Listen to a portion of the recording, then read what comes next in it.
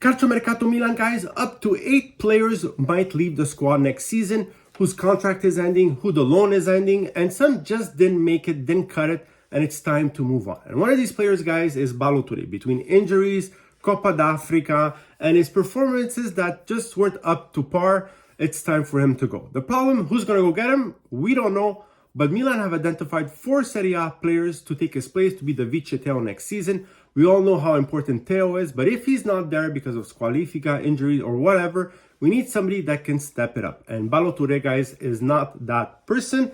And so Milan, like I said, 4 profiles. They're all Italian, which is important also for the Champions League list. We all know that Milan had tremendous problems with the list this year. They had to leave some good players out to put Italian players, which they didn't have, that were not as good as the players that they left out. So Milan looking at Italian players. So the first one, guys, Fabiano Parisi from Empoli, 22 years old. We all know him, had a fantastic season last year. He's repeating it this year. 2 goals in 20 games for him. Youngster, very interesting. Even part of the Italian national team, I believe.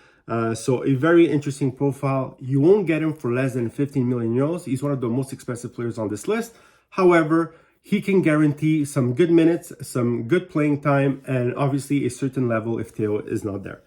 The other one, guys, is surprise from Lecce. Surprise from Lecce, why? Because Lecce this season is surprising a lot of people. They're coming up with some good results. And a lot of these players, nobody expected them to be as good in Serie A. And so Antonio Gallo, 23 years old, left back as well. 19 games, 1 assist for him. Another of these surprises of the Lecce players, like I said. So he is also an interesting profile for Milan. The next one, guys, I think is the most expensive on this list. Milan apparently tried to get him even in January. It didn't really work out. But Carlos Augusto, 24 years old from Monza. Not only did he have an outstanding season last year in Serie A B to help Monza get promoted to Serie A, but this year in Serie A, he is breaking everything. Why? 20 games, 4 goals, 3 assists for him.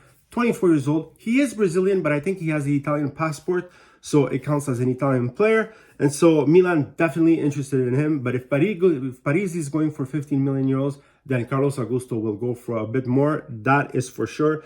But he can definitely provide a certain level. The question is, would he accept to be second to Theo? That's another question, guys. So we'll see what happens, but definitely one of the biggest profiles on the list.